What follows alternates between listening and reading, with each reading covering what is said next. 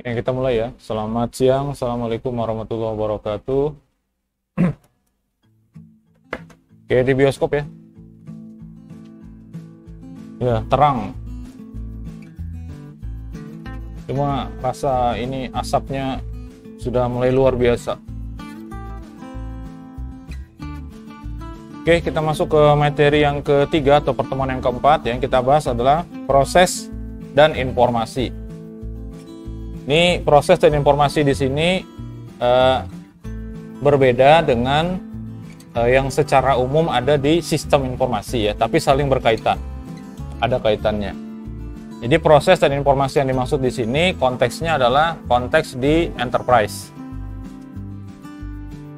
Yang kita bahas proses bisnis dari sisi arsitektur ya, kemudian ada tipologi proses bisnisnya, lalu ada jenis informasi di dalam enterprise.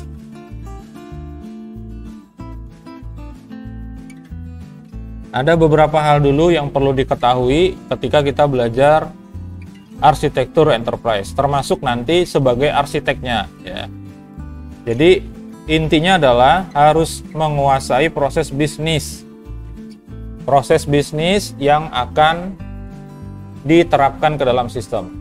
Karena kalau nggak ngerti proses bisnisnya, pada saat membuat sistemnya itu kerepotan ya. Mana yang harus didahulukan, mana yang dibelakangkan, dan seterusnya. Terus ada pihak mana saja yang terlibat, stakeholdernya, data apa yang nanti terkait, dan seterusnya ya, seperti itu. Kalau tidak tahu proses bisnisnya, alur ceritanya, maka kesulitan nanti. Sama ketika nanti kalian membuat misalnya tugas ya, tugas besar atau TA bahkan, atau laporan PKL yang diminta untuk membuat aplikasi misalnya. Aplikasi itu harus jelas alurnya seperti apa. Nah, alurnya tadi adalah proses bisnis. Itu harus dikuasai. Karena kalau tidak sesuai, tujuan dari perusahaan itu nggak akan tercapai. Bahkan proses bisnis itu bisa saja berubah. Ya, misalnya nih, ya, kalau di kantor itu dulu minta surat, misalnya surat aktif kuliah atau surat yang lain-lain, surat keterangan untuk apa namanya, kalau yang orang tuanya PNS itu untuk gaji, ya, tunjangan pendidikan anak itu ya, atau tunjangan anak, itu dikasih lembaran yang kita isi. Itu proses bisnisnya dulu seperti itu. Caranya manual, dikasih lembaran, diisi, kemudian diserahkan lagi ke sana, lalu diketik, dicetak. Seperti itu. Nah, itu proses bisnisnya yang dulu. Kemudian ada smart.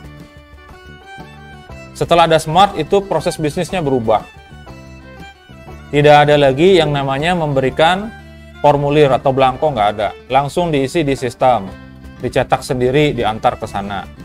Itu pun sebenarnya proses bisnisnya berbeda dengan apa yang kami harapkan, yang dimaksud ya, terutama waktu itu karena saya yang nyusun blueprintnya, maunya saya itu mahasiswa hanya ngisi, nggak ada nyetak apa-apa maunya. Jadi yang semula dicetak oleh bagian kantor dikasihkan ke mahasiswa ketika mau minta surat, dibalikan lagi, kemudian diketikkan ke dalam file, lalu dicetak, dimintakan tanda tangan, semuanya dirubah. Maunya saya di blueprint. Ya, maunya saya mahasiswa itu hanya mengisikan data yang diperlukan aja, habis itu sudah. Nggak ada urusan cetak-mencetak surat, dikasih ke sana. Kalau smart kan masih. Smart, kalau minta surat harus cetak 3, bawa ke sana. Ternyata kertasnya salah. Kertasnya F4, kalian nyetaknya A4, disuruh balik. Ya, itu proses bisnis di smart. Setelah kertasnya benar, ternyata cetakannya kecil karena pakai Canon, lupa dihilangkan tanda centangnya yang untuk mereduce halaman. Akhirnya mengecil, tinggal sesuai formatnya. Disuruh balik lagi. Sudah 6 lembar kertas hilang. Ya, itu yang ada sementara ini di smart. Di blueprint yang saya buat dulu, yang sudah kadaluarsa sekarang, kadang nggak dipakai, Mahasiswa hanya ngisi. Nah, itu proses bisnisnya sudah ada 2 yang sebelumnya ya. Saya menawarkan proses bisnis baru. Cuman sekali lagi sayangnya tidak dilaksanakan. Ya. Maunya saya mahasiswa itu hanya ngisi aja yang diperlukan. Setelah diisi, simpan. Statusnya di mahasiswa, surat itu diajukan. Setelah itu dari bagian umum sana nanti akan ngecek ada permintaan surat. Ya, diklik siapa nih yang minta, diklik. Dia mintanya surat ini, oke, dicek datanya benar sudah, dicetak. Dicetak langsung 3 oleh bagian kantor sana. Jadi mahasiswanya nggak ada cetak-cetakan, hanya ngentri data aja. Setelah dicetak, pada saat dicetak itu proses cetak, otomatis statusnya di mahasiswa suratnya itu berubah. Yang tadi diajukan berubah menjadi diproses. Nah, mahasiswa tuh bisa mantau surat ini sudah diproses sampai mana, itu maunya. Dicetak tadi berubah jadi proses, lalu diminta tanda tangan. Setelah selesai ditanda tangan, kan dapat diisikan nomor, ya, dapat nomornya itu, nomor surat. Nah, nomor surat ini dientrikan lagi di sistem sebagai bukti bahwa ini sudah selesai. Ketika nomornya dimasukkan, diklik simpan, secara otomatis status surat itu selesai, silakan diambil. Maunya kayak gitu, maunya. Nah, itu proses bisnis yang lebih baru lagi, cuma sayangnya hanya sampai di 2 aja. Ya, saya juga sangat menyayangkan. Nah, pada saat membuat sistem, ya, arsitekturnya ini pasti berdasarkan proses bisnis itu tadi. Bisa nggak menghandle yang seperti saya ceritakan tadi, ya? Proses bisnisnya sudah tahu begitu, maka tinggal bikin aplikasinya. Kalau tidak tahu, tidak menguasai proses bisnis, maka pada saat bikin itu kesulitan. Apakah mungkin tidak menguasai proses bisnisnya, aplikasi jadi? Bisa nggak? Bisa apa nggak? Nggak tahu nih, alurnya nggak tahu, bikin aja. Bisa jadi nggak? Bisa. Tapi, ya kan kayak gitu. Tapi tidak sesuai. Atau bisa juga tuh menangani masalah itu, tapi prosesnya ribet. Sana sini. Ya, itu kalau tidak menguasai. Kemudian selanjutnya yang perlu dipahami, ya, dalam arsitektur itu adalah informasinya atau data yang diolah di dalam itu, yang akan dioperasikan di dalam itu penting. Data apa saja? Pada saat membuat data, pada saat membuat surat keterangan aktif kuliah misalnya, itu bukan hanya data mahasiswa yang masuk di situ, tapi ada data prodi, ada data pejabat yang tanda tangan di bawahnya. Nah, seperti itu. Kalau nggak tahu juga, ya jadi mungkin, tapi prosesnya lama, ya.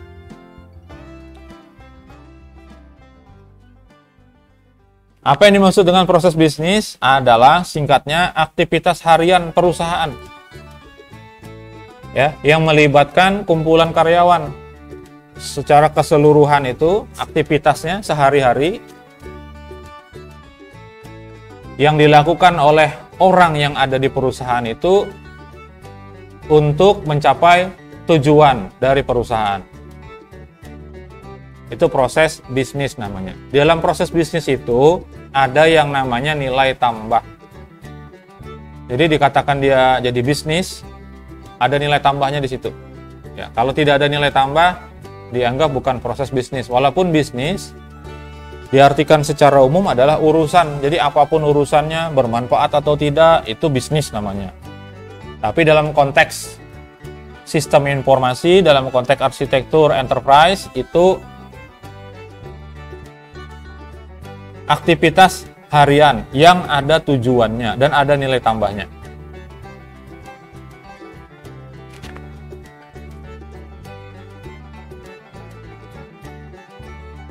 Ya, seperti yang saya sampaikan tadi, kalau proses bisnis berubah, maka harus bisa diadaptasi di arsitekturnya.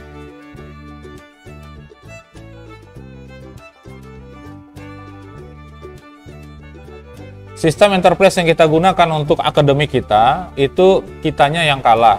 Sudah beberapa kali saya sampaikan ya. Smart itu aslinya tidak sesuai dengan apa yang kita inginkan. Tidak sesuai. Yang kita lakukan selama ini melalui SOP kita, standar operasional prosedur kita itu, di Smart itu nggak sesuai. Ya. Jadi terpaksa aturan kita yang ngikut rule-nya proses bisnis dari Smart. Nah, itu adalah salah satu kelemahan kalau kita beli jadi. Kalau beli jadi itu kayak gitu.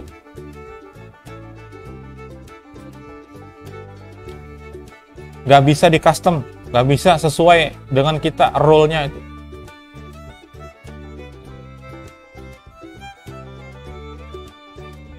Kalau kita ngembangkan sendiri, enak, orangnya ada di sini. Kalau ada error, orangnya suruh langsung perbaiki kayak gitu ya. Nah, yang jadi masalah kita nggak pegang apa-apa. Saya ceritakan bahwa saya minta akses ke database-nya juga nggak dikasih. Waktu saya admin dulu. Kalau admin yang minta nggak dikasih, ya sudah, apa boleh buat. Ya. Bahkan website kita itu ketika diakses ya, Smart itu kadang-kadang bisa lari ke kampus lain. Ya, saya ingat dulu perpustakaan yang diakses, perpustakaan yang kita ketik dengan akun domain punya kita, itu yang kebuka itu adalah sistem informasi akademik punyanya mana yang di Sumatera itu, Sumatera Barat. Yang kebuka website orang sana, padahal alamatnya alamat kita, alamat Stimik Palangkaraya. Nah, seperti itu ya. Nah, menurut TOGAP, nanti kita bahas TOGAP itu apa ya. Tapi silakan sambil cari-cari sendiri nanti ya. Cari-cari dulu TOGAP itu apa. Proses bisnis itu katanya adalah sebuah, TOGAP itu bukan orang ya, tapi itu sebuah apa ya? Kayak sebuah teori. Teori nanti cara untuk membuat arsitektur enterprise. Jadi didefinisikan di situ proses bisnis itu proses yang mewakili urutan aktivitas yang dilakukan bersama untuk mencapai hasil tertentu. Ya, ini mirip dengan tujuan organisasi. Yang di dalamnya bisa dipecah-pecah lagi. Proses tadi bisa ada subprosesnya karena dia saling keterkaitan gitu ya. Dan bisa menunjukkan fungsionalitas atau operasional dari sebuah fungsi atau layanan. Itu menurut TOGAP ya. Kemudian proses juga bisa digunakan untuk menghubungkan atau menyusun organisasi, fungsi, layanan, dan proses antar bagian di dalam hierarki sebuah organisasi. Itu pasti ada proses ya. Entah apapun itu, sekecil apapun, pasti ada proses yang dilaksanakan, yang dilewati.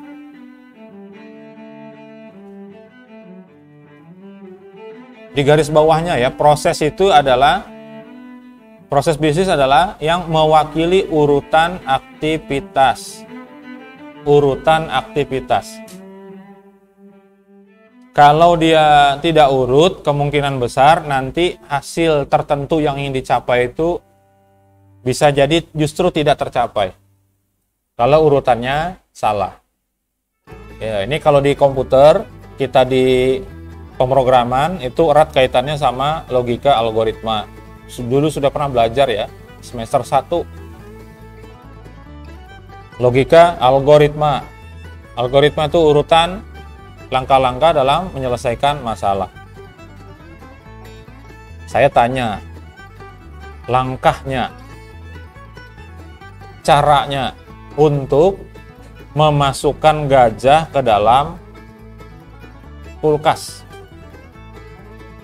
Cara masukin gajah ke dalam kulkas gimana?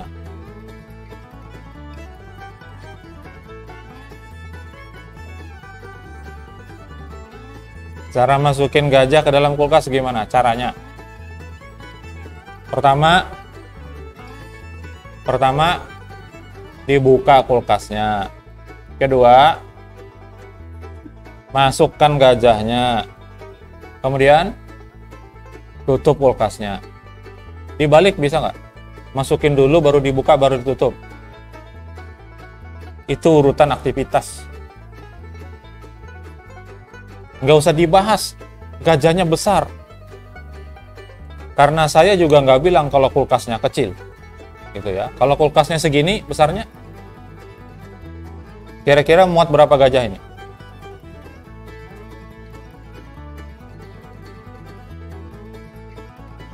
Seruangan ini nih. Dikira-kira aja.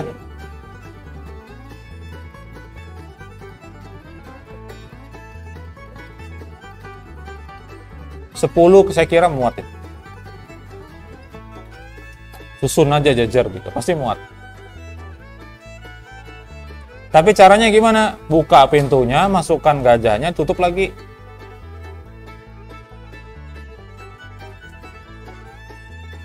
Itu urutan langkah-langkahnya ya. Sama aja ketika tadi saya gambarkan cara minta surat itu. Tidak mungkin dicetak dulu baru diisi datanya. Nah, ini sama dalam proses bisnis ya. Ini definisi TOGAP ya. Urutan aktivitas. Kalau tidak urut, yang ingin dicapai itu tidak akan didapat. Gitu ya.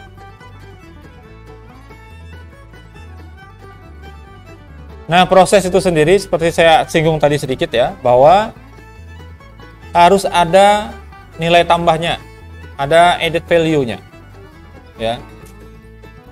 Itu yang dikatakan sebagai proses bisnis. Ada nilai tambah dari situ. Ketika kita melakukan sesuatu, itu pasti ada sesuatu yang kita inginkan. Apapun, coba aja. Kalau kita diam aja, nggak ada proses berarti.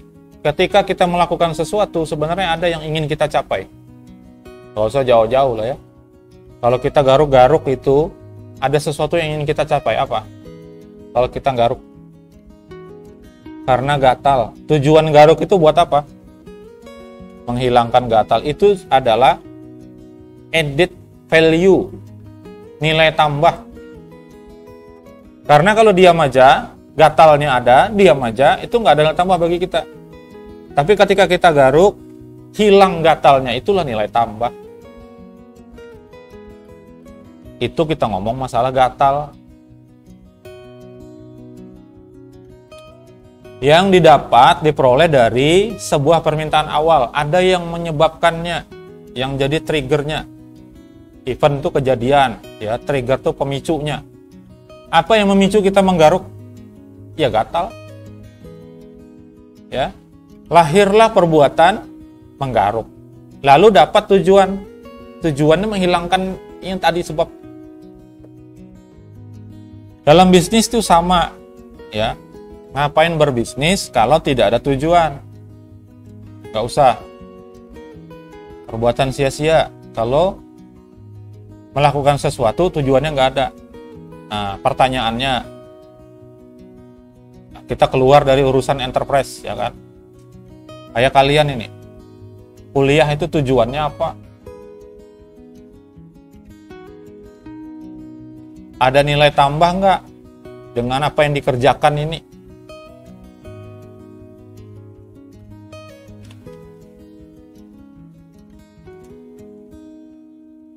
Nggak tahu, yang bisa jawab kalian sendiri, iya kan?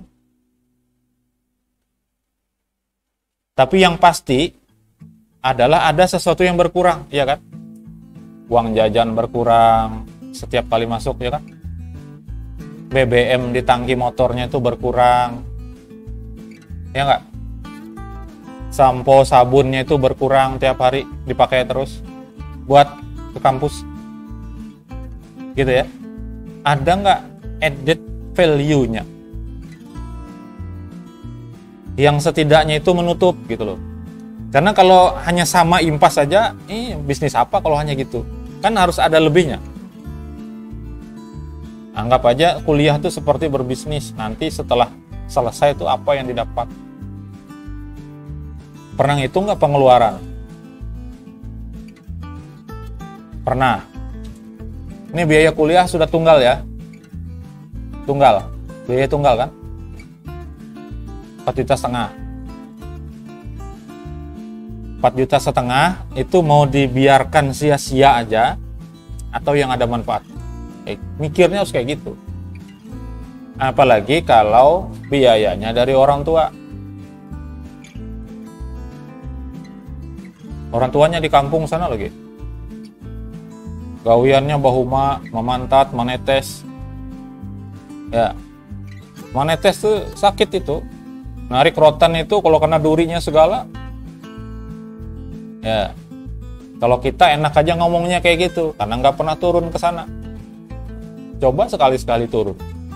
Saya nggak pernah menetes, yang menetes itu abah saya kerjaannya di kampung.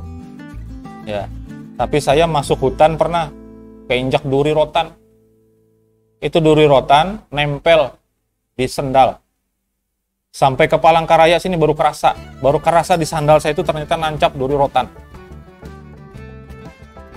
Begitu kena keinjak patah dia. Nggak kerasa masih di sana, masih di hutan itu. Begitu sudah balik ke Palangka, kenapa sih ini rasanya kok kayak ada ditusuk jarum di kaki? Begitu dilihat ternyata tertanam di dalam sandal, karena sandal saya itu karet bawahnya. Ya, dicabut dengan tang. Nah, kebayang orang tua yang kerjanya di hutan sana. Orang tua saya kaya pak, pokoknya 7 turunan gak akan habis hartanya. Misalnya ya. Hari ini ya, besok belum tentu.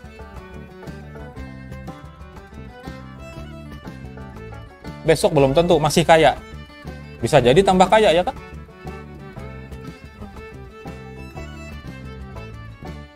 Itu sarkas ya. Itu bahasa sarkas. Harusnya mikirnya kita kebalik. Iya kalau besok masih kaya. Kenapa? Kayak tadi malam, saya keluar tuh jam 9:30. Suara ya ambulan, ya pemadam. Saya keluar ke Jalan Garuda itu ternyata di ya mungkin berapa ratus meter lah dari tempat saya. Kebakaran yang tadi malam.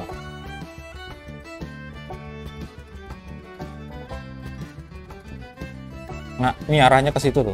Ya, hari ini kaya, masih besok belum tentu. Ya, datang api, selesai. Ini musibah yang nggak bisa diapa-apain.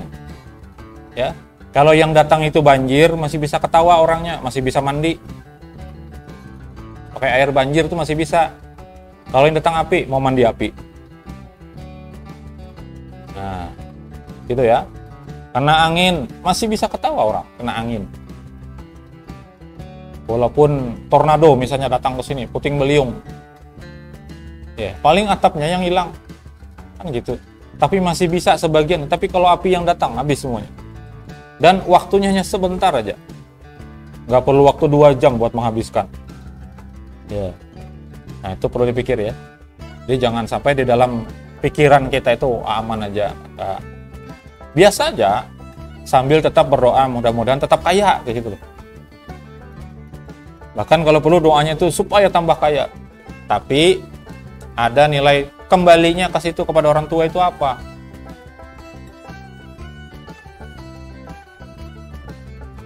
Yang di kampung, yang jual tanah buat bayar biaya kuliah, gimana caranya mikirin tuh. Nanti setelah lulus sudah ada bayangan pengen ngembalikan tanahnya, walaupun nggak di situ lagi, tapi adalah dikembalikan. Seminimal-minimalnya itu setelah lulus tidak membebani lagi, diusahakan. Namun kawa, ya harusnya sih bisa. Makanya mulai sekarang sudah mulai itu cari. Ya, mulai berbisnis. Banyak yang bisa dijual. Tapi jangan segala APK-wan dijual. Ya. Ada kalau di marketplace itu kan ada dropshipper ya kan? Bisa lah ikut-ikut kayak gitu. Lumayan dapat komisi kan kayak gitu. Jangan judi online. Ya. Sudah pernah saya sampaikan kan, yang namanya judi itu, kata orang tua dulu, Ya orang tua dulu tuh ngasih analogi itu dua, yaitu berdagang sama berusik. Berusik tau? Ya berjudi. Ya, berdagang sama berjudi. Dianalogikan gitu aja. Kalau berdagang itu untung rugi harus mau. Berdagang itu untung rugi harus mau. Untung harus mau, rugi harus mau. Berdagang. Kalau berjudi, kalah sama menang harus mau. Saya nggak mau Pak kalahnya, menangnya aja. Nggak bisa. Ya, ini beda nih. Kalau berdagang, untung rugi. Ini orang tua dulu ngasih pelajaran kayak gitu. Kalau berjudi, kalah menang.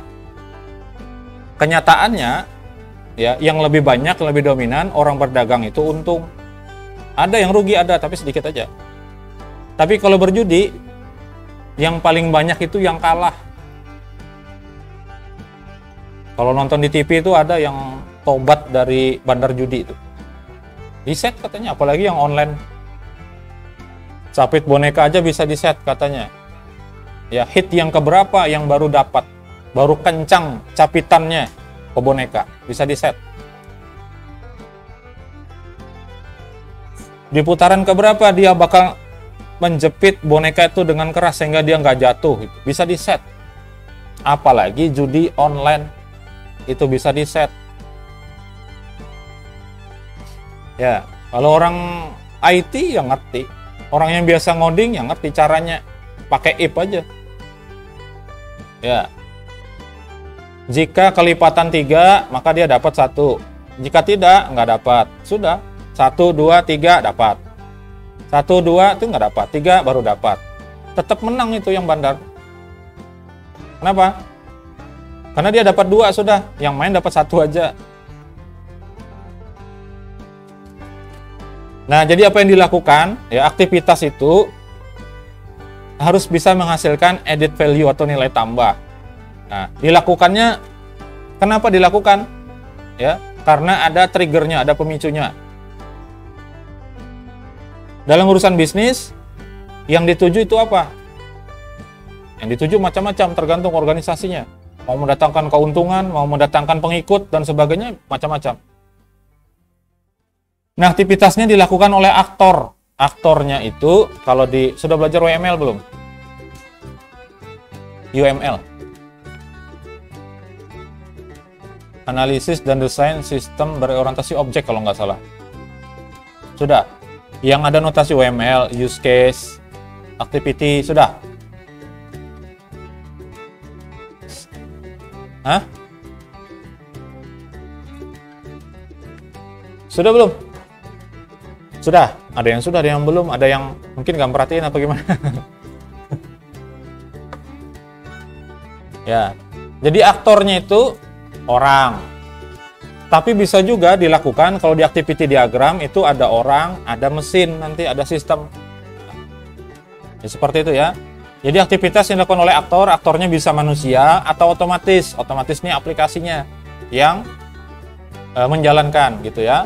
Mengacu pada pekerjaan yang memberikan added value, tadi nilai tambah. Lewat transformasi atau produksi informasi. Jadi ada data yang diolah gitu ya, sehingga mendapatkan nilai tambah. Yang melakukan siapa? Yang melakukan aktor. Aktornya bisa manusia, bisa sistem.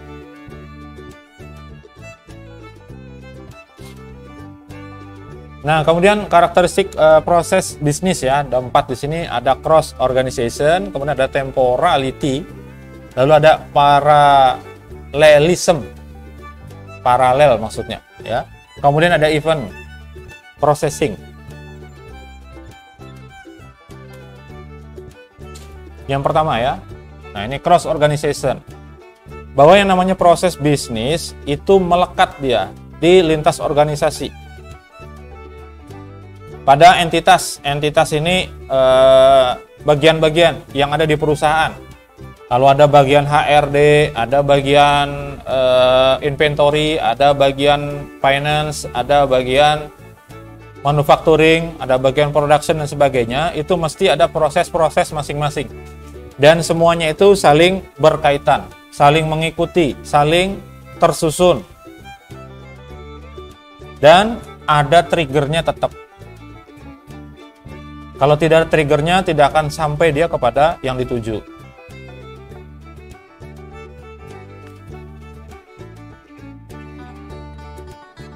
Nah, di dalam proses bisnis itu bisa diukur ya. Jadi antara prosesnya yang awal sampai dengan yang akhir itu nanti bisa diukur berapa ya. Cuman kita nggak bahas itu ya. Kita nggak bahas rumus-rumusnya. Udah siang juga. Ya, siang kayak gini antuk aja bawaannya. Kalau suruh ngitung itu males. Sama dengan ngoding ya. Maka ngoding saya pindah ke jam pagi semuanya. Ya. Jadi semuanya tuh saling tersusun, saling terkait. Contohnya kayak gini. Ada klien order, ya. Ordernya masuk ke mana? Masuknya ke bagian sales, penjualan. Sini ya. Terus dibuatkan invoice atau dibuatkan nota atau tagihan gitu ya. Terus selanjutnya diarahkan ke production. Ini loh barang yang dipesan, tolong dibuatkan. Lain lagi nih unitnya, ya. Jadi barangnya masuk ke bagian delivery, pengiriman. Baru dia sampai kepada konsumennya. Nah, semuanya itu berkaitan. Tujuannya apa? Tujuannya supaya produk itu sampai kepada konsumen. Tapi supaya bisa sampai kepada konsumen, ada yang menyebabkan. Apa yang menyebabkan? Yaitu triggernya tadi. Trigger eventnya apa? Ini. Ada permintaan dari klien, dari customer, dari konsumen. Dia minta ini, itulah triggernya. Yang jadi pemicunya. Sehingga proses produksi dilaksanakan. Kayak gitu ya. Nah, kemudian langsung tiga-tiganya yang berikutnya adalah temporality, kemudian parallelism, dan events processing. Ya.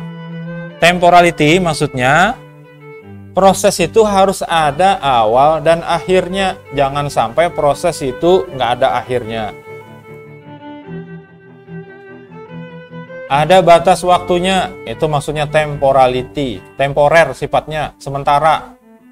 Tidak terus-menerus. Itu dalam proses bisnis. Kenapa? Karena nanti harus ada peningkatan. Maka proses yang pertama cukup sampai di situ. Lalu di-stop, ditingkatkan lagi. Jalan lagi, di-stop lagi. Dicek lagi ukurannya. Dicek lagi capaiannya, dan seterusnya. Kemudian paralel, ini maksudnya bisa dilaksanakan bersamaan prosesnya. Ya, prosesnya itu dilaksanakan bisa secara bersamaan.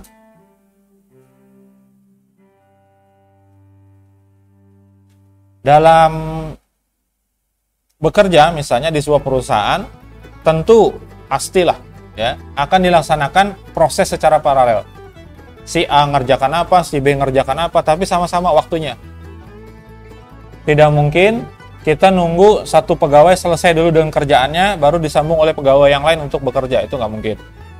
Sama dengan kita kuliah, semuanya paralel. Masuk jam 1, ada beberapa kelas. Langsung. Sama dengan proses. Ya. Prosesnya bisa langsung double ya. Bahkan bukan hanya double, tapi triple. Bahkan lebih daripada itu.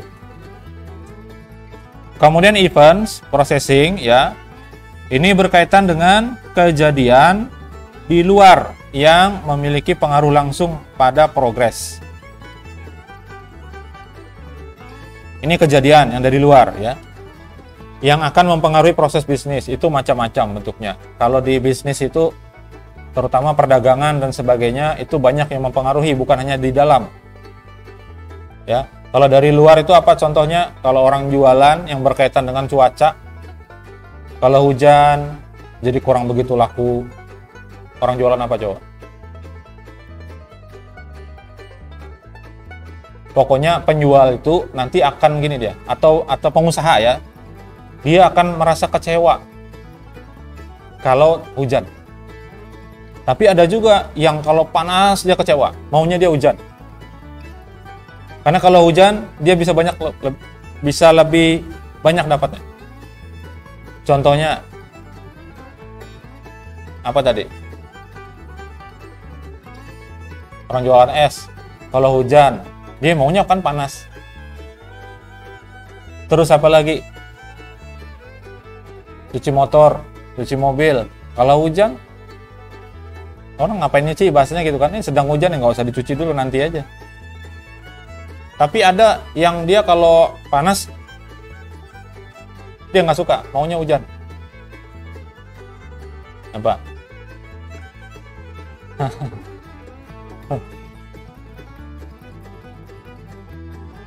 Ada yang berkaitan dengan waktu, ya. Kalau ke arah sore ke malam baru dia laku, tapi kalau siang nggak laku. Nah, nanti ada yang siang aja yang laku, malam dia nggak laku. Kalau dia buka sampai malam pun nggak ada yang beli. Itu kejadian yang ada di luar. Nah, itu mempengaruhi proses bisnis.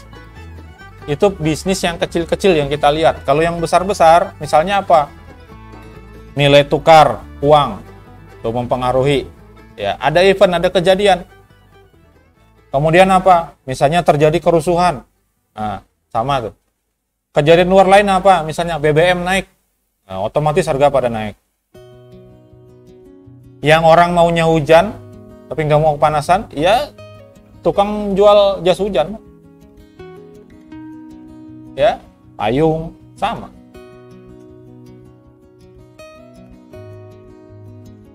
Ada pertanyaan nggak? Nggak ada. Jadi mata kuliah 3 SKS keluarnya justru lebih cepat daripada mata kuliah 2 SKS. Ya, nggak apa-apa ya. Tipologi proses bisnis ada 4 ini ya. 1, yang pertama operational processes. Ini proses yang intinya ya, operasional, karena dia berkaitan langsung dengan apa yang ingin dituju, yang ingin dicapai. Ini langsung kaitannya dengan added value-nya, dengan nilai tambah. Karena dia operasional, ya, berkaitan langsung dengan apa yang diinginkan oleh sebuah perusahaan. Misalnya apa? Memproses klaim, memproses pesanan pelanggan dan sebagainya. Itu berkaitan langsung dengan tujuan. Kalau tujuannya pengen supaya banyak terjual, ya harus diproses segera. Apa? Pesanan, order tadi harus segera. Kemudian kalau ada yang mengklaim atau ada yang komplain, itu harus segera ditangani. Itu bagian dari operasional. Ada lagi support proses, ya. Ini tipologinya. Proses pendukung, ya. Untuk proses pendukung ke operasional, tapi secara nyatanya itu nggak kelihatan, tapi dia ikut mendukung di situ. Tidak tampak secara langsung ya di bagian akhir. Misalnya apa? Mengupdate harga, itu kan bagian dalam, tidak langsung kepada hasil akhirnya. Tapi dia jadi support, jadi pendukung. Kemudian update katalog, update produk, produksinya itu sendiri. Produksinya itu nggak pernah disebut pada saat dia terjual dan sebagainya. Taunya orang barangnya sudah jadi aja. Nah, tapi ada proses yang mendukung pada saat dilakukan. Pada saat diprosesnya itu ada ya proses lain yang mendukung. Itu yang dimaksud dengan support proses. Kemudian manajemen proses. Nah, ini berkaitan dengan strategi dan manajemen umum perusahaan. Misalnya studi pasar, lihat dulu nih pasarnya seperti apa nih, kalau jualan ini atau membuka usaha ini cocok apa enggak dan sebagainya. Mendefinisikan tujuan, sebenarnya yang dicapai ini apa sih, terus caranya bagaimana. Nah, itu levelnya level manajemen proses ya. Bagaimana mengawasi, bagaimana nanti memberikan istilahnya reward and punishment terhadap stakeholder yang ada di perusahaan. Kalau dia bagus penjualannya dikasih bonus komisi biasanya. Kalau enggak, biasanya ada yang dipotong apa gitu ya. Nah, itu urusannya dari manajemen. Kemudian ada internal proses. Ini tidak ada kaitannya langsung dengan proses bisnis, tapi ada hubungan secara tidak langsung. Misalnya proses rekrutmen pegawai. Pada saat rekrutmen itu biasanya ada skill yang diminta, ada kompetensi yang diminta. Kalau kompetensinya sesuai, tujuan perusahaan bisa cepat diperoleh. Tapi kalau tidak sesuai, ada biaya ekstra yang harus dikeluarkan oleh perusahaan untuk apa? Untuk melatih orang yang nggak ngerti. Ya, nanti akan tercapai mungkin yang diinginkan, tapi lambat prosesnya. Nah, seperti itu. Jadi ada kaitannya itu, yang internal proses, tapi tidak secara langsung mempengaruhi operasional proses. Mau manage human resource-nya, sumber daya manusianya. Orang ini ditaruh di sini, orang ini ditaruh di sini, yang kompetensinya ini. Ada istilah apa? The right man on the right place, katanya gitu. Orang yang benar, orang ini ditempatkan sesuai dengan posisinya, gitu, yang benar. Jadi kalau ahlinya itu ahli keuangan, naruhnya ya kerjaan keuangan, jangan suruh ngoding, gak akan bisa. Ya, programmer suruh nanti ke akuntansi, puyeng kepalanya. Ya, dia nggak tahu yang mana akun, yang mana aktiva, yang mana pasiva, dan seterusnya. Nah, itu masuk di internal proses, di tipologi proses bisnis. Ada berapa tadi tipologi bisnis? Ada berapa? Ada 4. 1. Yang pertama. Yang kedua, nggak usah dibaca, kan barusan aja. Yang ketiga. Yang keempat. Yang kedua tadi apa? Yang keempat apa? Yang pertama. Nggak usah dilihat, kan sudah tahu.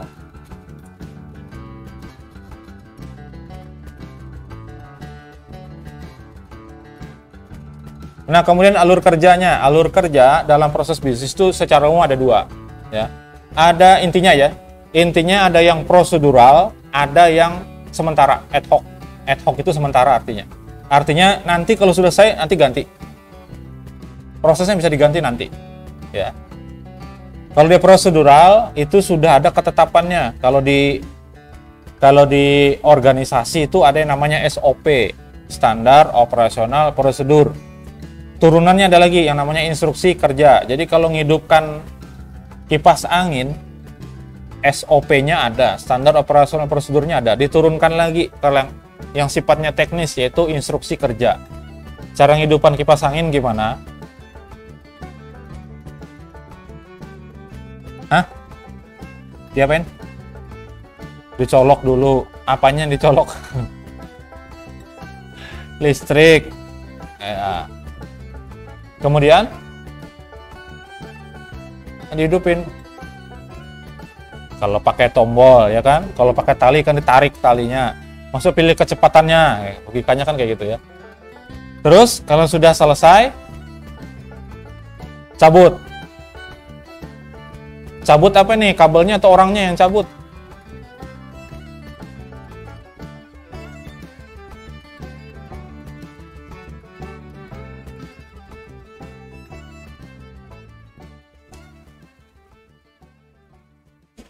Instruksi kerja itu sama dengan tadi urutan aktivitas ya.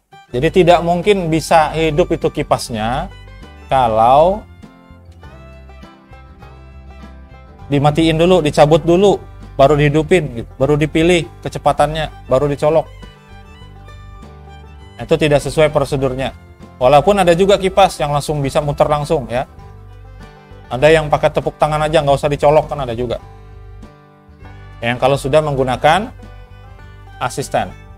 Nah, sekarang lampu kan banyak tuh di rumah-rumah, yang dijual juga banyak. Lampu kita ini tinggal diganti aja, ya, diganti pakai, ada tuh yang pakai sistemnya Google itu. Ya, tinggal kita set nanti maunya gimana ngidupinnya. Mau pakai apa sebutannya misalnya. Bisa seperti itu ya. Atau pakai tepuk tangan aja, atau disiulin aja, dia bisa hidup. Tergantung nanti di set, bisa. Itu namanya urutannya adalah prosedur. Nah, itu sudah jelas ditetapkan oleh perusahaan, harus begini caranya. Kalau yang ad hoc ini tidak ditetapkan. tapi yang melaksanakan dikasih kebebasan untuk membuat keputusan. Cukup aja, sudah sampai di sini aja misalnya, sudah cukup misalnya, kayak gitu. Itu bisa, itu namanya ad hoc, tidak tetap. Nanti bisa juga berubah tuh keputusannya, ya. Seperti itu. Jadi ada dua untuk alur kerjanya, workflow-nya susah. Dua mata kuliah, dua pelajaran dulu di SMP yang saya nggak suka. Pertama bahasa Inggris, yang kedua matematika. Makanya bahasa Inggris saya itu ya seperti itulah. Saya tes di sebelah kemarin, lulus S2, mau sidang itu, sidang tesis itu pakai surat keterangan. Karena 2 kali tes bahasa Inggris di bawah standar terus. Karena di sana ada kebijakan, kalau sudah 2 kali ikut ujian nggak lulus juga, nggak capai nilainya, dikasih keterangan bahwa sudah ikut 2 kali. Artinya apa? Maksudnya nggak usah ketiga kali lah, tetap nggak bisa juga. Kampusnya mengizinkan. Waktu itu, sekarang nggak boleh lagi. Syukur saya lulus sudah. Istri saya aja di situ 400 minimal, S1. Yang S2, nggak tahu saya kemarin berapa. Waktu itu masih 400 di waktu kami, tahun kami ya.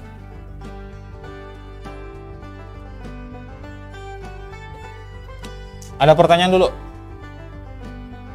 Nggak ada Pak, pertanyaan dulu, pertanyaan sekarang yang ada. Ya, sambil aja.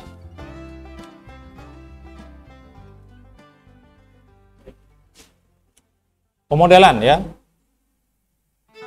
Bikin model, proses bisnis itu tergantung si keahliannya ya. Kalau sudah mengerti, itu bisa mudah model. Yang namanya model itu nanti akan ditetapkan, itu yang akan dipakai kayak gitu. Bukan seperti kita mikir begini aja gitu, bukan. Karena nanti harus bisa diuji, ini memang bisa mendatangkan hasil maksimal apa enggak kayak gitu, yang namanya model itu. Jadi bukan pekerjaan yang mudah, itu perlu pengalaman, perlu pengetahuan, dan perlu mencoba. Kalau nggak bisa. Nanti di mata kuliah ini ada membuat arsitektur enterprise, tapi pakai teori ya, ada teorinya. Entah pakai TOGAF, entah pakai Zahman, entah pakai SAP dan seterusnya. Nantilah, tunggu aja kabarnya. Siap-siap, rame. Ya, kalau kuliah gini rame, nggak ada yang tanya. Nanti kalau sudah kasih tugas apa tadi Pak?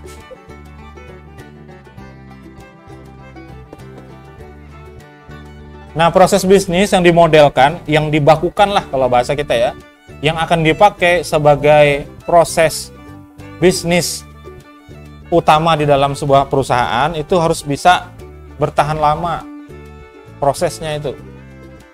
Ya, kalau sebentar-sebentar berubah, ini biaya akan semakin membengkak. Karena apa? Karena ya untuk membuat model bisnis biayanya memang nggak sedikit, waktunya juga nggak sebentar, gitu ya.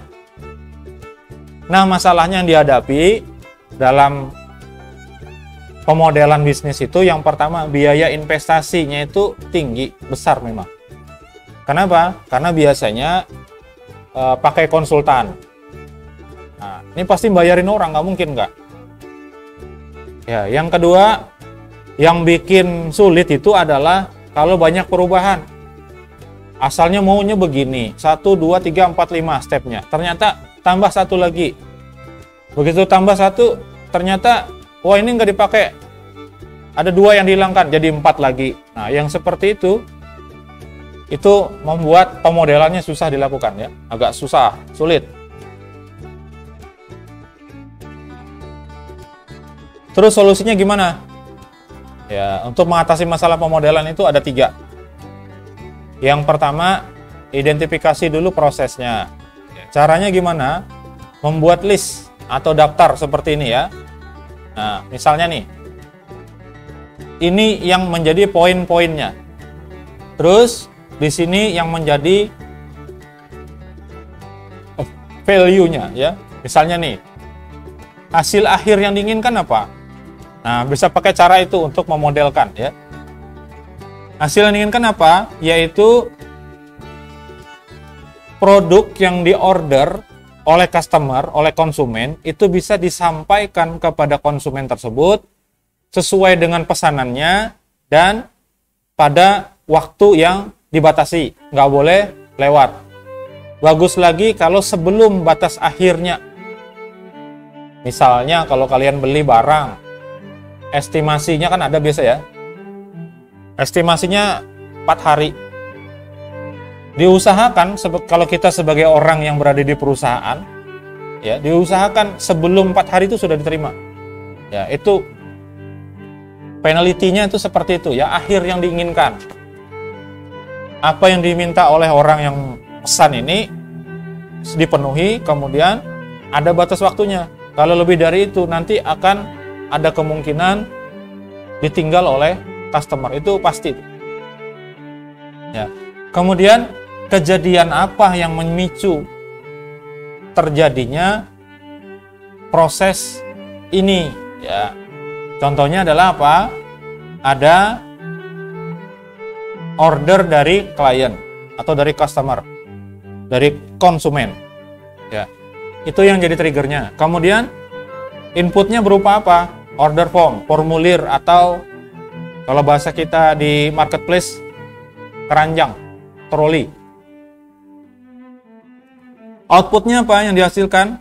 Berupa tagihan, invoice, nih uangnya, kirimkan ke sini. Batas waktunya, ya. Sekarang sudah berubah batas waktunya, saya lihat ya. Kalau dulu 2 hari, 2 kali 24 jam. Sekarang kayaknya rata-rata marketplace itu hanya 24 jam. Bahkan ada yang kurang dari itu. Ada yang ngasih waktu hanya 6 jam. Kalau 6 jam nggak dibayar, tagihannya langsung otomatis hilang, nggak jadi. Nah, itu dipikirkan proses bisnisnya seperti itu. Outputnya selain invoice, selain tagihan, nota adalah produk itu sendiri. Lalu siapa yang terlibat? Aktornya siapa? Yang jadi pemicunya adalah klien tadi, yang minta order ya. Terus ada order manajemen, ini masuk di bagian sistem nih, ya. Kemudian ada delivery service, ini jasa antar kurir yang terlibat di situ. Dan yang lain-lain dicantumkan di bawah ini. Nah, cantumkan. Itu nanti akan dapat modelnya seperti apa, tinggal merangkai dari yang ada ini. Itu identifikasi proses. Nah, yang kedua, untuk mengatasi masalah pemodelan adalah kualifikasi proses.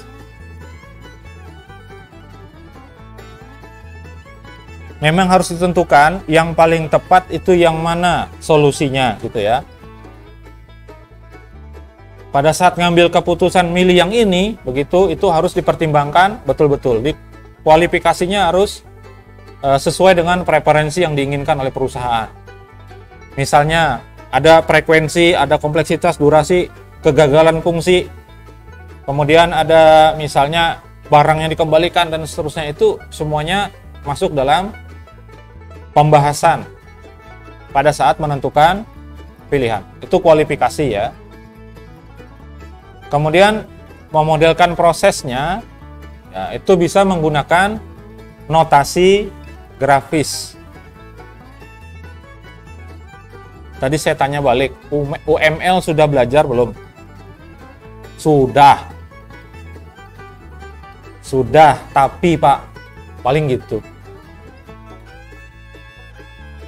Tapi begitulah. UML itu bisa dipakai untuk pemodelan bisnis. Karena dari activity itu sudah kelihatan juga rule bisnisnya. Kenapa?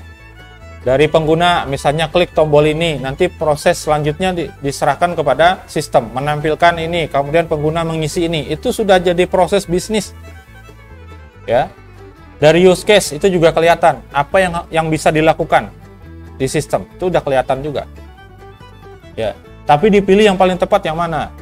Kalau yang paling primitif, ya itu adalah menggunakan flowchart. Itu yang paling Apa primitif itu apa? Paling awal lah, paling sederhana. Nah, untuk memodelkan proses, kemarin ada diajarkan DFD nggak? DFD, Data Flow Diagram. Ada, itu juga buat proses. Tanda proses apa? Lingkaran. Kalau kotak itu namanya apa? Di DFD.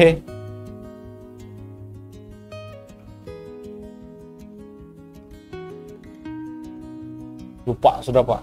Saya merasa nggak penting kemarin Pak. Nanti TA disuruh bikin lagi. Ada 4 simbolnya. Kalau di FD ada lingkaran itu proses. Kalau garis saja itu namanya flow. Arus. Kemudian ada kotak namanya segi 4.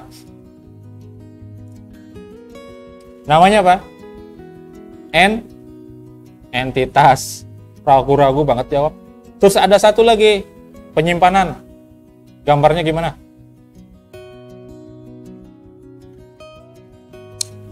Begini. Ada yang bentuknya kayak gini. Di sini ya data store, ada yang garis gitu tapi ada garisnya di sini. Ada juga yang garis 2 aja. Kalau yang garis 2 itu, garis 2 aja, kayak gini aja, nggak ada di sininya, itu notasi punya siapa? Punyanya siapa? Punyanya Gene Sarson atau Morgan dan DeMarco?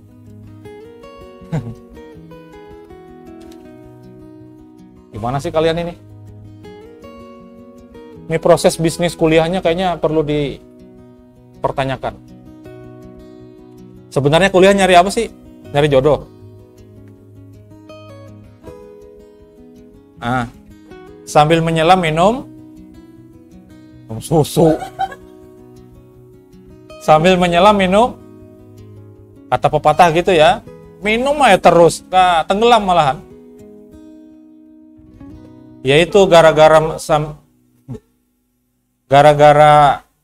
menyelam sambil minum air itulah makanya nggak lulus-lulus.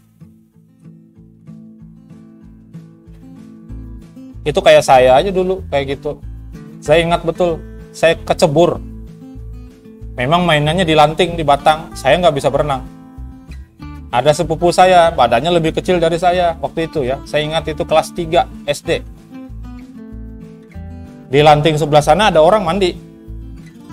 Amang. Di Lanting sebelah. Saya nih main, kalau ada speed, ada kapal lewat di pinggir Sungai Barito.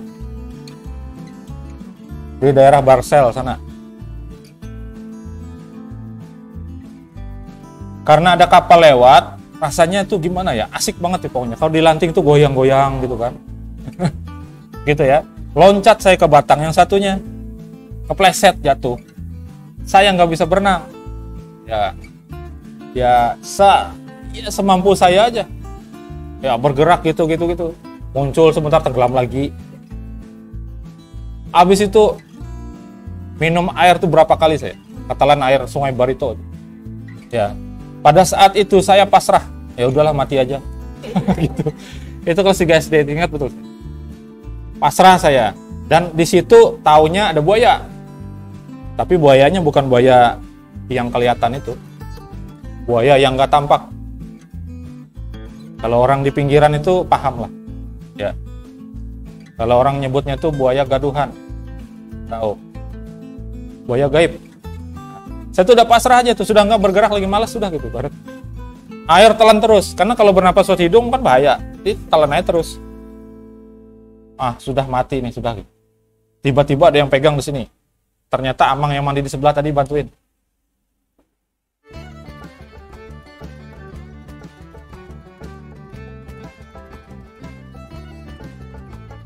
Nah, itu cerita. Penting untuk belajar berenang. Alhamdulillah sekarang saya masih belum bisa.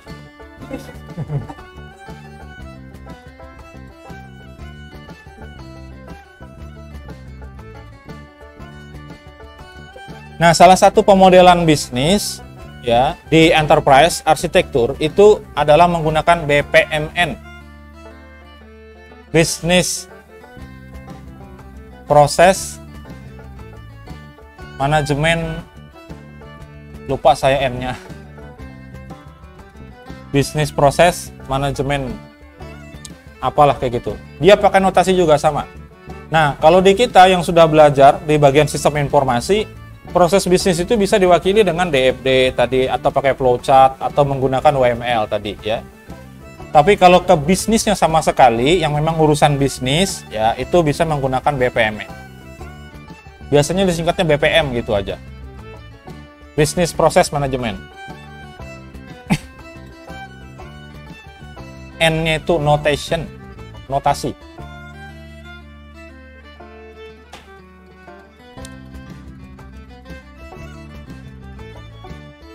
Jadi cara mengatasi masalah pemodelan bisnis ada berapa tadi? Ada 3. Yang pertama, yang ketiga salah. Yang ketiga dimodelkan menggunakan notasi ya. Yang kedua kualifikasi. Kemudian tata kelola. Tata kelola ini singkat aja. Semuanya pasti harus dikelola. Yang ngelola siapa? Driver, supir. Ya, makanya disebut di situ istilahnya proses driver. Maksudnya bukan ke arah pelakunya, tetapi ke arah pekerjaannya, yaitu memanage proses. Ya. Supaya apa tujuannya? Mencapai kualitas untuk melakukan pemantauan, perbaikan proses berkelanjutan yang ada di perusahaan. Kalau tidak di drive, tidak dikelola, tidak diatur, maka nanti bisa menyimpang dari tujuan organisasi, tujuan dari perusahaan. Kemudian lagi yang lain, kalau tidak dipantau, ya terjadi penyimpangan dan sebagainya. Ada pertanyaan? Nggak ada kan?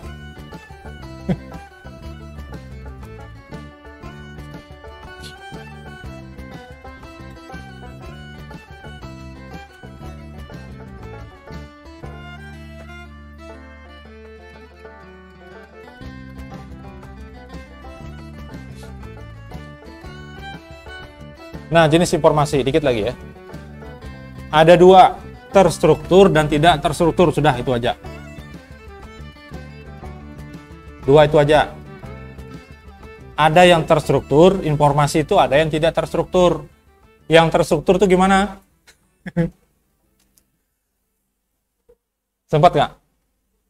Sempat mau tuh nggak?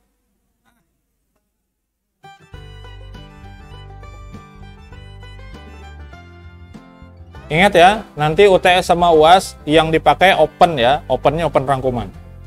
Itu sudah disepakati di awal.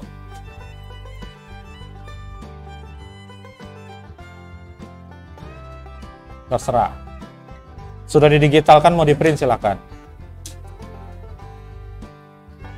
Tapi pada saat UAS, semuanya dalam bentuk cetakan atau bukunya di bawah. Handphone silakan dijual aja. Ada yang terstruktur, ada yang tidak terstruktur. Apa tadi? Sempat lihat? Yang terstruktur gimana?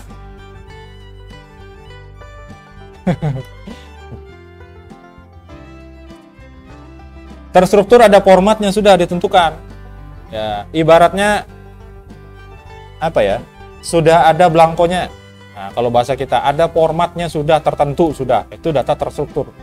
Kemudian ciri data terstruktur juga itu ada pengelompokan terstruktur juga termasuk di dalamnya ya. Dan ada ketetapannya. Kalau yang tidak terstruktur bebas. Ya, data yang sifatnya bebas. Nah, kalau kita ambil dari sistem informasinya, sistem enterprise-nya, yang terstruktur itu bisa kita terjemahkan sebagai yang menjadi report atau laporan. Itu pasti terstruktur. Tapi kalau yang tidak terstruktur, biasanya kalau mengakses database secara langsung, itu nggak terstruktur. Ini data apa ini? Setelah diolah, baru ada muncul terstrukturnya. Ya seperti itu. Sudah ya, singkat aja tadi. Terus cara menyajikan informasi ada dua. Caranya dengan secara persisten. Yang kedua, exchange. Ya, kalau kita lihat bedanya sini ya. Kalau secara terstruktur, kalau yang persisten itu contohnya database. Ya, supaya lebih jelas tuh gambarannya. Kalau dia exchange itu adalah aliran data antar aplikasi, bukan yang di database tapi yang sedang mengalir. Misalnya pada saat kita pesan. Ya. Proses pesannya itu ada data yang mengalir di situ. Nah, itu namanya exchange modelnya. Seperti itu ya. Atau email misalnya kalau dia tidak terstruktur. Email kan nggak ada format bakunya, bebas saja. Pakai salam kah, nggak pakai salam kah, bebas saja. Sama kayak WA, nggak ada tuh format baku, harus ada ini dulu, misalnya gitu nggak ada. Berarti termasuk yang tidak terstruktur.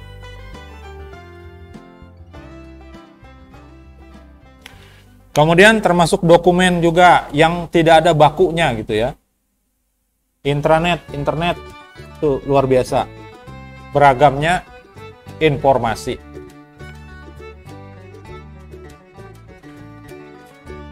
Nah, ada penegasan di situ untuk yang exchange itu ada batasan waktunya. Karena apa? Karena itu tidak disimpan. Begitu sudah selesai biasanya statusnya diganti. Ya, misalnya pembelian tadi. Ya, pada saat kita beli statusnya ya beli, belum bayar. Ya, setelah dibayar statusnya apa? Sudah dibayar. Yang tadi itu yang belum bayar itu temporer. Namanya exchange, berubah lagi dia ke proses sudah bayar. Kemudian kalau sudah bayar apa? Diproses oleh penjual. Habis itu berubah lagi, dikirim. Habis itu nunggu berbulan-bulan, bertahun-tahun, dia nggak datang-datang juga. Kan begitu. Tiba-tibanya sudah dekat sama yang lain, datang dia. Nah, kita punya dua pilihan. Mau dikonfirmasi, terima, apa enggak? Barang, kita ngomong barang. Nah, kayak gitu ya. Pada saat kita konfirmasi penerimaan barang, maka yang di-exchange lagi, selesai. Uangnya dipindahkan akunnya dari akunnya marketplace ke akunnya penjual. Di situ kalau mau ada tuh bisa judul TA. Menganalisis bagian keuangannya tapi. Siapa yang dapat manfaat dari uang yang mengendap di rekening marketplace? Kira-kira dalam sehari, anggap Indonesia aja ya. Dalam sehari kira-kira jumlah orang yang bertransaksi itu ada berapa kira-kira? Orang Indonesia. Banyak itu berapa? Hah? Sehari. Anggaplah 1 juta orang. Enggak deh, 100.000 aja lah. Nanti kebanyakan kita ngitung. 100.000 orang aja. Kemudian transaksinya per transaksi satu orang tadi nilainya 100.000 termasuk harga barang dan ongkir. Jumlah total uangnya berapa itu? 100.000 orang bertransaksi dengan nilai transaksi masing-masing 100.000 juga. Nilai uangnya berapa?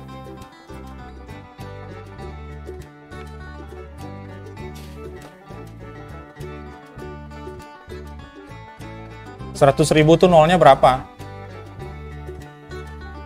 100.000 nolnya berapa? 5 dikali 100.000 berarti nolnya jadi berapa? Jadi 10. Berarti berapa duit itu?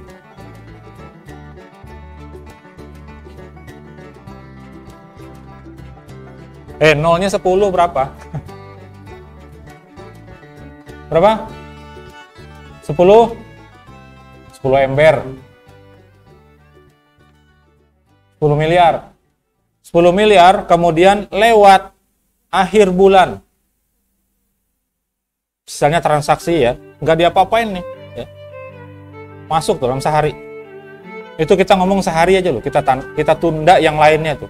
Ya, sehari aja. Kalau ada pergantian hari, misalnya nanti tanggal 29 ke 30 ke tanggal 1. Bank biasanya tutup bulanan, tutup buku bulanan. Ya. Setelah ditutup, itu ada perhitungan bunga, pajak dan seterusnya. Kalau bunganya 1%, ya, bunganya 1%, uang 10 miliar, dapat bunga berapa rupiah?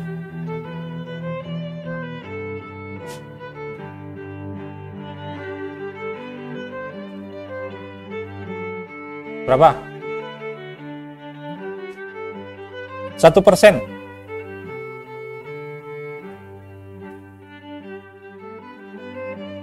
Berapa? 1% dari 10 miliar itu berapa? Kurangin aja nolnya 2, kan bagi 100. Berapa?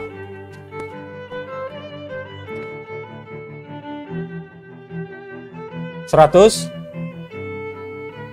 ribu. 100 juta. 100 juta itu yang menikmatinya siapa? Itu baru 1 hari loh. Kalau tanggalnya tanggal 28, 29, 30, tanggal 1, 4 hari. Berarti ada 40 miliar. Berarti 400 juta. Uangnya ngendap di rekeningnya marketplace. Ya, itu belum lagi penjual yang belum menarik uangnya. Kalau dia withdraw kan ketarik uangnya. Kalau hanya pindah status saja dari yang awalnya saya transfer, itu kan masuk ke rekening marketplace. Sampai dengan diterima barangnya, saya konfirmasi, uangnya dipindahkan, catatannya doang dipindahkan ke penjual. Uangnya masih di rekening marketplace. Kalau 1% itu tadi. Kebanyakan juga buangnya 1%. Ya. Biasanya 1% itu setahun gitu. Berarti 1% dibagi 12, ya tetap aja besar. Yang menikmatinya siapa? Pertanyaannya gitu ya. Nah, berkaitan ini tadi, yang dirubah itu hanya statusnya aja. Mulai dari statusnya dipesan, menjadi dibayar, kemudian menjadi diproses, dikirim, diterima, selesai. Itu exchange. Ada perubahan di situ.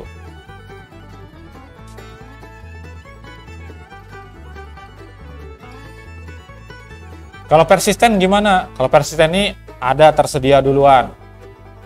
Ya. Makanya dimasukkan ke dalam database. Itu nanti yang bisa dipakai untuk kecerdasan bisnis. Ya.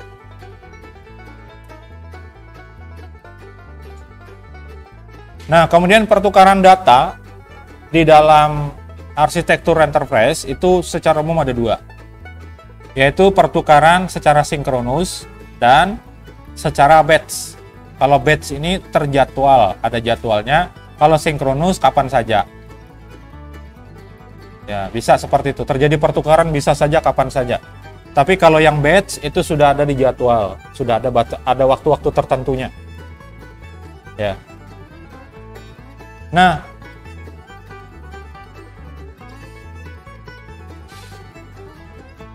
enterprise system ya, itu tujuan utamanya adalah bagaimana caranya supaya pengelolaan datanya bisa maksimal. Ya, dikumpulkanlah datanya ke dalam sebuah server database yang terpusat, yang tersentralisasi gitu ya, supaya semua bagian bisa ke situ larinya, ambilnya. Tujuannya apa? Tujuan dari sentralisasi data. Pertama adalah mengurangi rangkap data. Ya, diistilahkan dengan redundan. Dulu ada belajar mata kuliah perancangan basis data. Basis data ada. Ada masalah pada basis data, yaitu redundansi data. Sehingga muncullah yang disebut dengan normalisasi data. Ada berapa NF itu?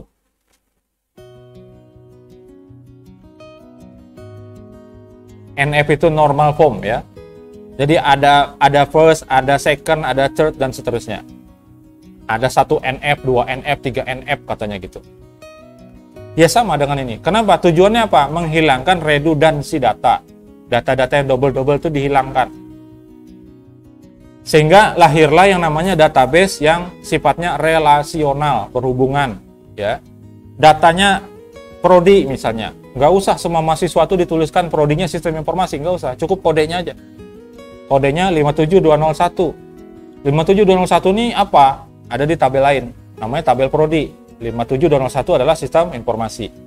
Karena kalau ditaruh di sana, semuanya sistem informasi semua. Itu namanya redundant. Yang kedua, memfasilitasi database tadi, yang tersentral itu adalah memfasilitasi konektivitas antar aplikasi atau antar proses atau antar modul di dalam ERP, di dalam sistem enterprise. Itu tujuannya. Nah, fokus utamanya dalam arsitektur enterprise itu adalah basis data atau database. Jadi yang dibicarakan pertama kali kalau ngomong masalah enterprise system itu adalah data. Kalau ke ERP larinya ya semuanya ada kaitannya. Data penjualan berkaitan nanti dengan data pembelian. Di gudang juga sama, di keuangan juga sama. Ada barang yang keluar harusnya ada uang yang masuk. Logikanya gitu. Kalau ada barang yang keluar berarti stok gudang berkurang, harusnya gitu. Nah, itu ketika ngomongin masalah enterprise system, ya kayak gitu, database.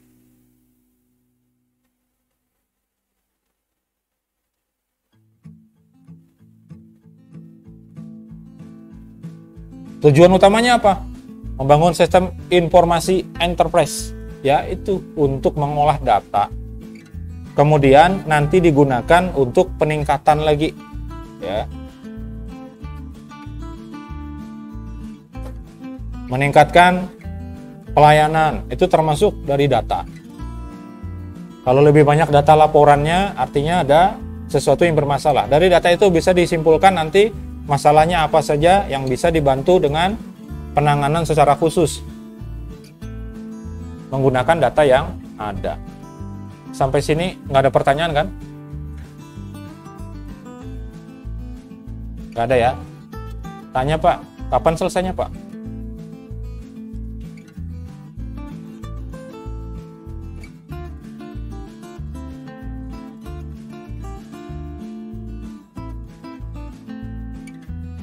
Jangan lupa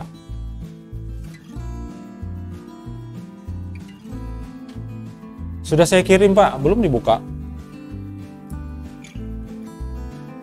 Ya, kalau tidak ada pertanyaan, saya kira cukup aja. Mudah-mudahan yang dibahas hari ini ada manfaatnya ya kita.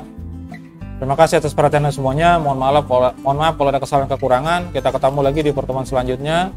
Selamat sore. Assalamualaikum warahmatullahi wabarakatuh.